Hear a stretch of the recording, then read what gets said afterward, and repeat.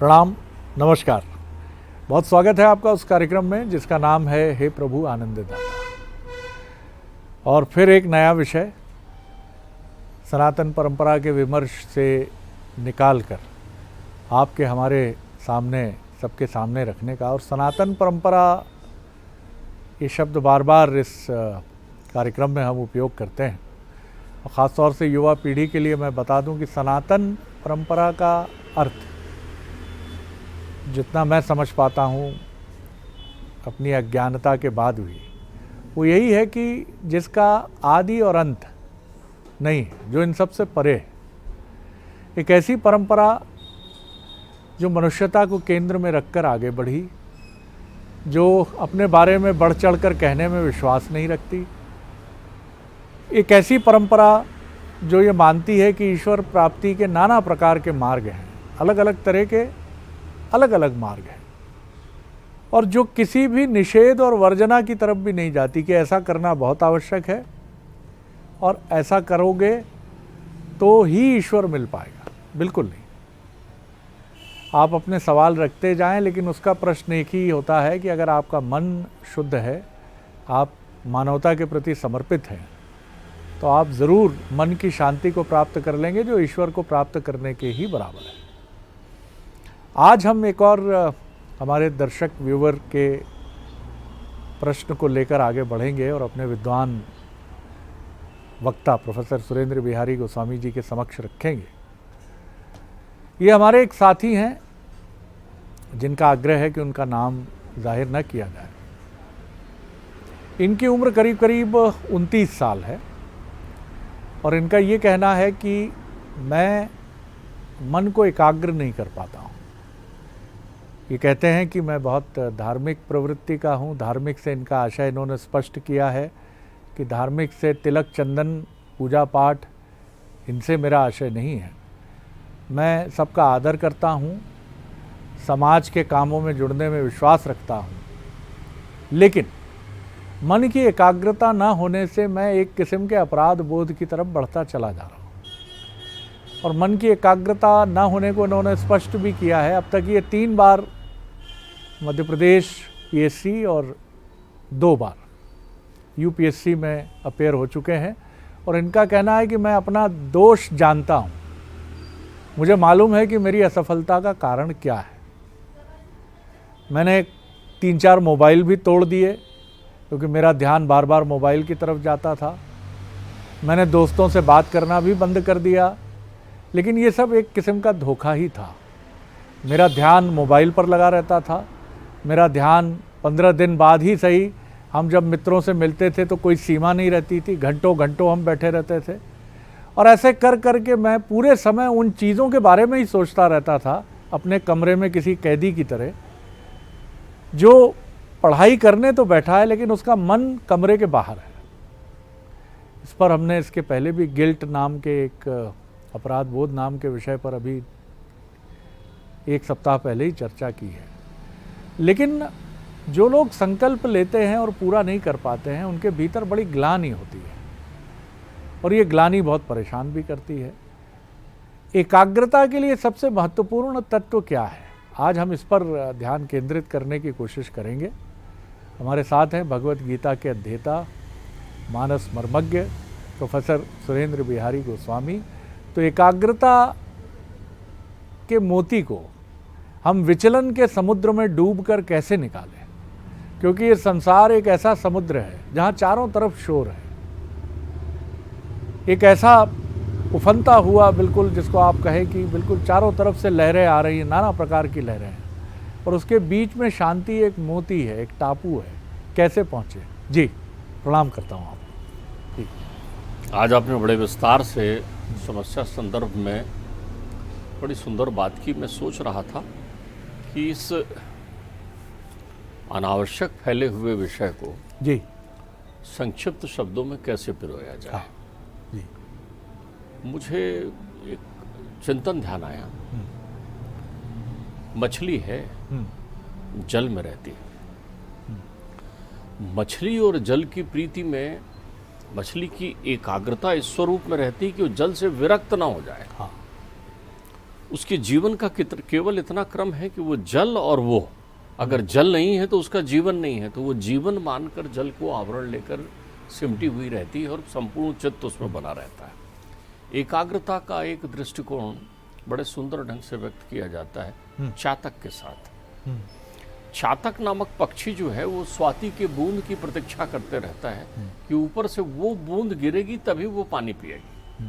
अब देखिए वो लगातार देखती है, कई बार महीनों भी बीत जाते हैं, वो प्यासी रहती है, प्यासी प्राण तज देती है, लेकिन उसकी एकाग्रता बाधित नहीं होती। वो पानी यदि पीता है वो पक्षी चातक तो स्वाति का ही पीता है। पपीहा चंद्रमा को देखते रहता है, अनवरत देखते रहता है, एक टक देखते रहता है। उसके एक टक देखते रहने से ऐसा नहीं है कि रात नहीं बीतेगी, रात तो बीत जाती है ना, तो वो बेचैन हो जाता है। तो उसकी बेचैनी इसीलिए रहती कि उसकी एकाग्रता उसे है जिसे वो देखना चाहता है। मैं बोध गया बोध गया में उस वट वृक्ष के नीचे बैठा जहाँ बुद्ध को ज्ञान प्राप्त हुआ था। जब मैं उस पीपल का वृक्ष है, उस पीपल के वृक्ष के नीचे जब मैं बैठा और ध्यान मग्न हुआ तो मुझे बड़ा अच्छा आत्मिक संतोष हुआ, सकारात्मकता आई। लेकिन फिर मैं मंदिर में गया, वहीं पास में मंदिर बना हुआ है और वो मंदिर बुद्ध का बना हुआ है। तो मैंने वहाँ पिताश्री से चिंतन किया कि बुद्ध ने तो निराकार स्वरूप की बात की है, फिर ये मंदिर में मूर्ति कैसे बने। उन्होंने कहा एकाग्रता को ध्यान करने के लिए एक स्वरूप का चिंतन आवश्यक है। पहले वो स्वरूप आपके चित्त में रहता है, फिर वो स्वरूप आपके चित्त से निकल जाता है, आप एकाग्र हो जाते हैं उस स्वरूप के लिए। लेकिन अगर आप वो स्वरूप ही सोचते रहें तो शून्यता से आपकी प्रीति नहीं हो पाएगी, क्योंकि हमारे अंतर्मन में है मुझे इस परीक्षा में पास होना है। ध्यान रखिएगा, अब हमारे सामने परिणाम पहले है, कर्म बाद में। हमने पहले तय कर लिया कि मुझे इस परीक्षा में पास होना है। अब यहाँ सोच के तरीके में थोड़ा बदलना होगा, दृष्टि बदलेंगे तो सृष्टि बदल जाएगी। आपको परीक्षा में थोड़ी पास होना है, आपको बहुत अच्छी मेहनत करना है परीक्षा के लिए। बहुत अच्छी बात है, बहुत अच्छा सूत्र है ये। आपको मेहनत करनी है बहुत अच्छे बांध कर रखिए इसको। लेकिन आप तो चिंतन कर रहे हैं मुझे परीक्षा में पास होना है, अब आप आधे अधूरे हो गए, क्योंकि परिणाम आपके साथ आ गया। आधे में परिणाम आ गया, आधे में आपकी मेहनत आ गई। दूसरा, आपने शत्रु मान लिया शास्त्र को शत्रु मान लिया। किसी के पास एक पिस्तौल है, अब वो पिस्तौल तो आत्मरक्षा के लिए है ना। मोबाइल नामक यंत्र बना है, वो तो आपको दुनिया में संपर्क करने के लिए है ना। न जाने कितने लोग उससे कई जानकारी प्राप्त करते हैं। कोई शब्द हमारे मुख से निकला, किसी ने सुना और तुरंत उसको पता नहीं क्या किया, उसने मोबाइल में डायल किया और कहा साहब इसका अर्थ ये होता है। तो मैंने कहा ये तुम्हें कैसे मालूम चला? बोले इसमें एक बाबा जी बैठते हैं, उसको गूगल बाबा बोलता है वो, कि बोले वो सब बता देते हैं, उन सारे शब्दों का अर्थ बता देते हैं। अर्थात वो उपयोगी विषय वस्तु आपके पास है जो संचार माध्यम से विज्ञान की क्रांति के रूप में आया है। लेकिन आपने अपनी एकाग्रता को उससे जोड़ दिया, आधार बना लिया उसके कि मेरा मन मोबाइल के कारण नहीं लगता। अब आपका मन, आपको क्या लग रहा है, किसी से कहा जाए कि देखो सब कुछ कर लेना, बिल्ली का ध्यान नहीं करना, तो आप देखिए नकारात्मक, मन का स्वरूप ही नकारात्मक होता है।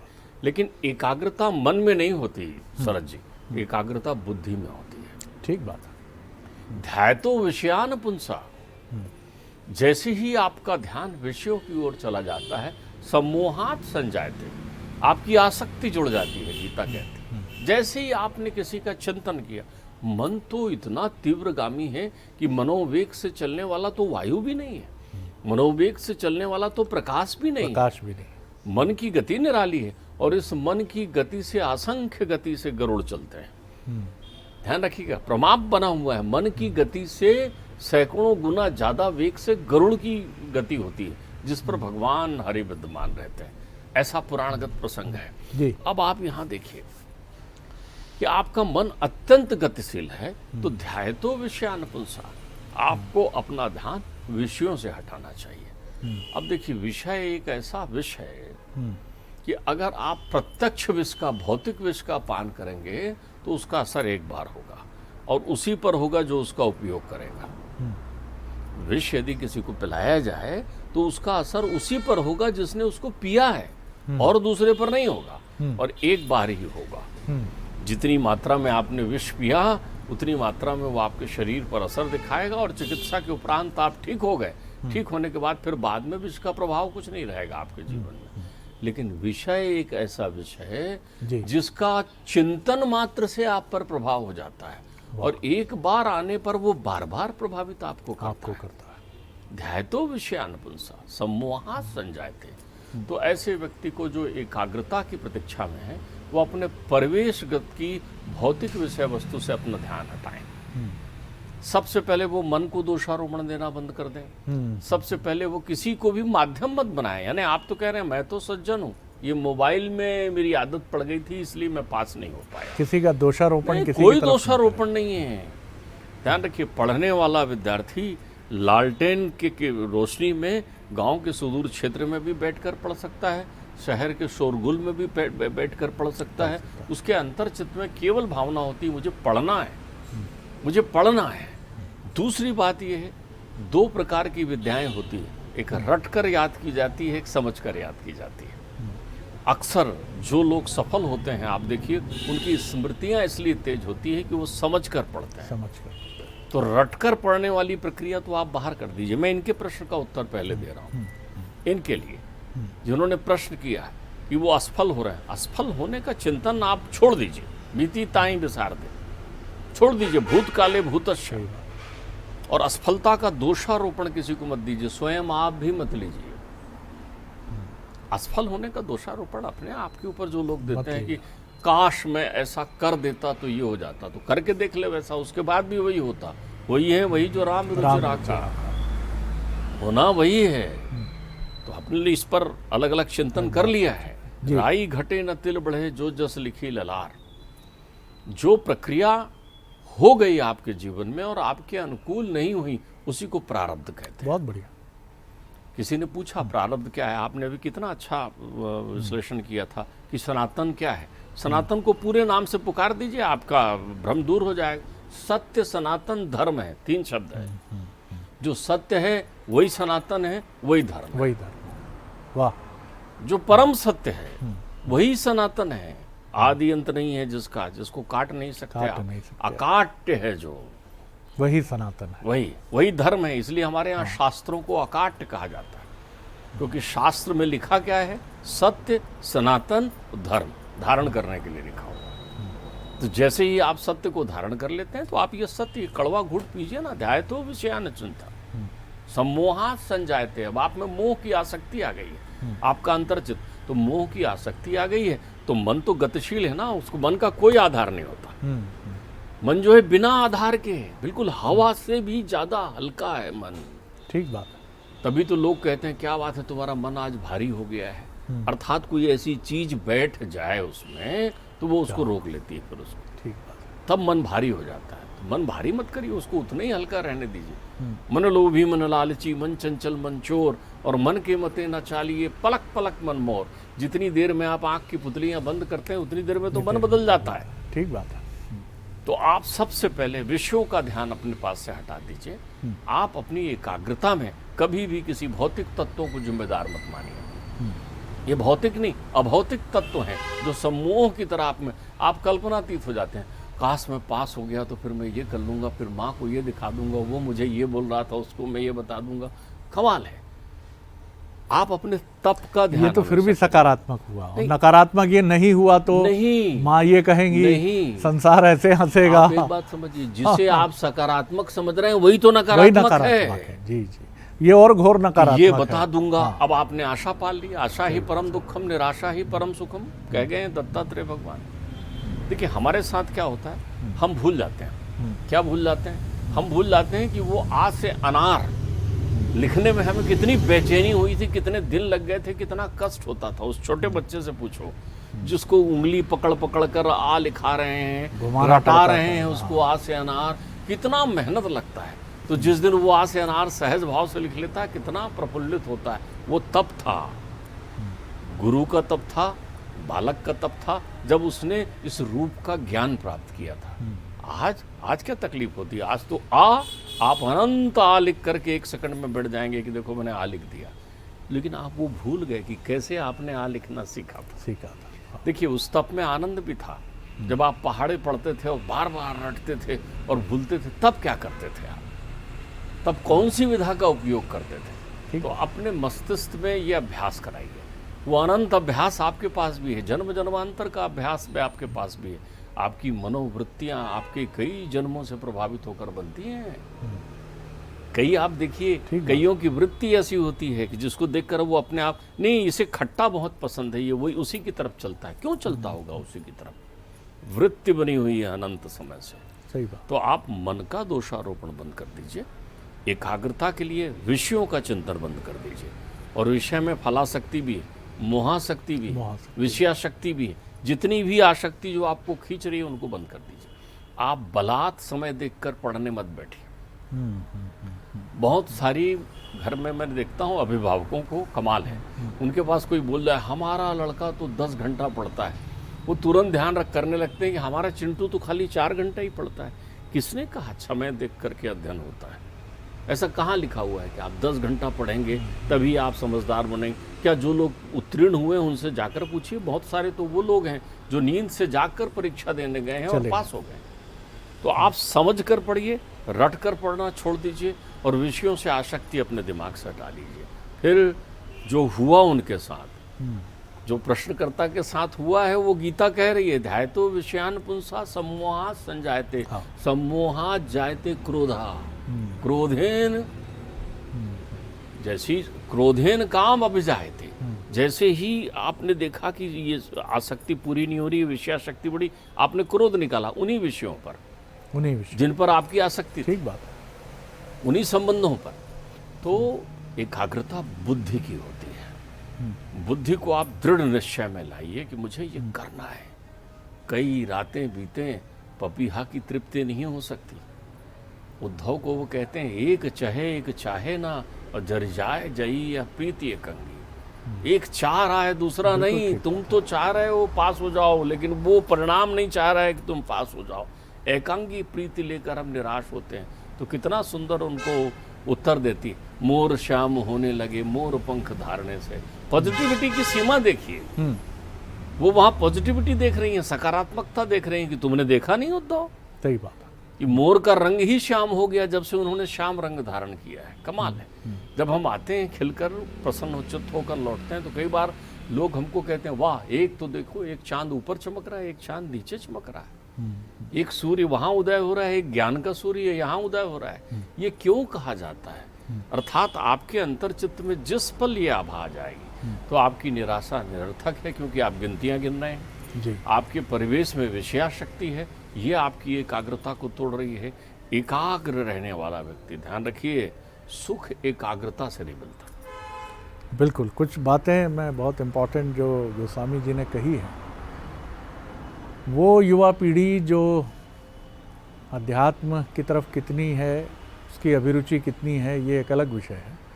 लेकिन जो ध्यान या सेल्फ हेल्प बुक्स पढ़ती है, बिल्कुल यही बात, मैं अभी उसी का स्मरण कर रहा था। एक किताब के बारे में सोच रहा था जो विपश्यना और मेडिटेशन की पद्धति की बात करती है। उसका यही कहना है जो प्रोफेसर साहब ने हमें बताया कि विचारों के आक्रमण का निरीक्षण करिए, उनसे लड़िए मत। आपके जीवन में नाना प्रकार के विचार आ रहे हैं, जैसा इन्होंने कहा कि फलाशक्ति है, आपको ऑफिस में काम मिला, मैं कर पाऊंगा नहीं कर पाऊंगा, प्रमोशन होगा नहीं होगा, बॉस ने कह दिया इसी पर तुम्हारा प्रमोशन टिका है। आपके काम का आनंद जाता रहा क्योंकि फलाशक्ति जुड़ गई। आपने पहले ही सोच लिया कि अगर मिल गया, जैसा इन्होंने कहा गोस्वामी जी ने कि घोर नकारात्मक चिंतन में मिल गया, तो कई लोग इसको सकारात्मक मानते हैं। मैं भी यही सोच रहा था कि अगर ये सफल ही होना है हमें तो सफल ही होना। ये भी क्यों सोचना, काम का आनंद जाता रहता है जब हम ये सोचने लगते हैं सफल होंगे असफल होंगे, दोनों ही नकारात्मक है। तो विचारों के आक्रमण को देखिए। ये पश्चिम की वो पद्धति कहती है जिसकी किताबें आजकल बड़ी लोकप्रिय हैं कि अपने विचारों को देखिए, उनसे लड़िए मत, उनका निरीक्षण करिए और मेडिटेशन से उनका जवाब दीजिए। देखिए, एक बहुत सुंदर बात बताऊं, जब आप कोई काम प्रारंभ कर रहे हैं तो अध्यात्म कहता है वर्तते, जो काम कर रहे हैं बस वही करिए, आप वर्तमान में ही रहिए, वही उसी क्षण, उसी पल, उसी केंद्र में। इसका बड़ा सुंदर उदाहरण बालपन में दिया जाता था। मैंने आपसे कहा ना कि अगर हम फिर से बचपने की स्मृतियां ताजा करने लग जाएं तो बहुत निर्मल हो जाएंगे और बड़ा अभ्यास हमको मिलेगा। आप देखिए, बचपन की कथा सब लोगों ने सुनी, द्रोणाचार्य सबको धनुर्विद्या सिखाने की तैयारी कर रहे हैं, सबसे पूछ रहे हैं धनुष बाण देकर के कि वो पेड़ में लटकी हुई चिड़िया लगा रखी है, उनकी आंख में उनको निशाना लगाना है।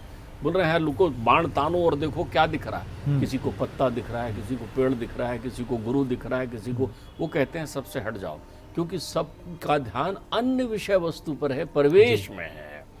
लेकिन अर्जुन कहता है गुरुदेव मुझे तो उसकी केवल आंख दिख रही है और कुछ नहीं दिख रहा है। तो आप केवल आंख को देखकर काम शुरू करिए तो आपकी बुद्धि स्थिर हो जाएगी, और जैसे ही बुद्धि स्थिर हुआ मन अधीनता ले लेता है। जैसे मैं आपको बताऊं, पिताजी का चेहरा आपने देखा, वो गंभीर है और कम बात कर रहे हैं, बिल्कुल ध्यान क्या है, उनका स्वर जैसे ही गंभीर दिखाई पड़ा अपन सब सावधान हो जाते हैं कि पिताजी अब गंभीर हो गए हैं। वैसी बुद्धि जैसी एकाग्र होती है मन स्थिर हो जाता है। बहुत सुंदर बात है। इसी सूत्र पर हम इस बात को विराम देंगे, और मैं फिर एक बार पश्चिम की फ़िलॉसफ़ी का यहाँ जिक्र करूँगा कि देखिए हमारी सनातन परंपरा जिसका प्रोफेसर साहब ने बहुत सुंदर उल्लेख किया, युवराज सिंह जो हमारे क्रिकेटर नामचीन रहे, 6 बॉल पर 6 सिक्सर्स, उन्होंने अपने एक अनुभव में इसका जिक्र किया कि खेलों में स्पोर्ट्स साइकियाट्रिस्ट का होना बड़ा ज़रूरी होता है। आप और हम साइकियाट्रिस्ट को मानते हैं कि वहाँ जाना टैबू है, पता नहीं चल जाए किसी को कि हमारा मानसिक स्वास्थ्य ठीक नहीं है। लेकिन खेल में टेनिस, फुटबॉल, क्रिकेट या दुनिया के हर बड़े खेल में एक स्पोर्ट्स का मनोचिकित्सक जरूर रहता है खिलाड़ियों के साथ, क्योंकि कभी हार कभी जीत, और इसके बीच में कई खिलाड़ी अपने फॉर्म को गड़बड़ा देते हैं। तो युवराज सिंह ने कहा कि एक सीरीज़ में मैं लगातार असफल हो रहा था और उस टीम में हमारे साथ ऑस्ट्रेलिया के एक जो दुनिया के नामचीन स्पोर्ट्स साइकियाट्रिस्ट हैं वो हमारे साथ थे। तो जब मैं उनके पास गया और मैंने कहा कि मैं सेंचुरी नहीं बना पा रहा हूँ, तो उन्होंने कहा बस तुम्हारी प्रॉब्लम यही है, तुमने बहुत अच्छे ढंग से अपनी समस्या को मेरे सामने रखा है, तुम खेल नहीं रहे हो, तुम सेंचुरी के बारे में सोच रहे हो, इसलिए कुछ नहीं हो रहा है। तुम जिस दिन खेलना शुरू कर दोगे कई शतक बनने शुरू हो जाएंगे, लेकिन तुम खेल का आनंद लोगे तब शतक बनेंगे। शतक क्यों नहीं बन रहे हैं? इससे खेल का आनंद जाता रहा है। कितनी सुंदर बात हमने समझी है आज। आपका काम है सिर्फ काम करना, वो कितना अच्छा नहीं। मैं आपने चूंकि खेल का स्मरण दिला दिया, विनोबा भावे जी ने गीता की मीमांसा करते हुए एक बड़ी सुंदर उदाहरण दिया है। वो कहते हैं एक बच्चा मैदान में खेल रहा है, बड़ी किलकालियां मारकर चारों तरफ दौड़ रहा है, खेल रहा है, वो तो खेल रहा है ना, लेकिन उसके खेलने से एक्सरसाइज यानी अभ्यास का लाभ उसको अलग मिल रहा है। और हम आज अभ्यास को आधार बनाकर शुरू करते हैं तो खेल का आनंद नहीं मिल पाता। बिल्कुल ठीक बात है। बस आनंद लेना शुरू करिए। वर्तते, जो बात इन्होंने प्रोफेसर गोस्वामी ने कही कि वर्तते करना है, काम करना है, वर्तमान में रहना है।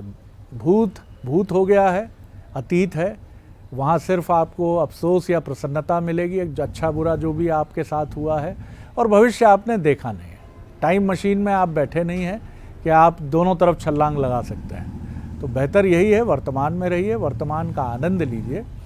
परिणाम अच्छा या बुरा ये विचार मन में आया तो ये उत्पात करेगा, तो आपका काम है वर्तते, सिर्फ करना, और अपना गुस्सा मत निकालिए उन चीज़ों पर जो बेजान हैं और जिनको बेवजह आपने ये मान लिया है कि हमारा ध्यान ये बेजान टेलीविज़न सेट, ये बेजान मोबाइल, ये बेजान गाड़ी, ये बेजान रेस्टोरेंट, इसकी वजह से मेरा ध्यान भ्रमित हो रहा है। ऐसा मत सोचिए सर। अपने पर कंसंट्रेट कीजिए, अपने विचारों को देखिए, उनसे लड़िए मत, स्वीकार करिए और आगे बढ़िए।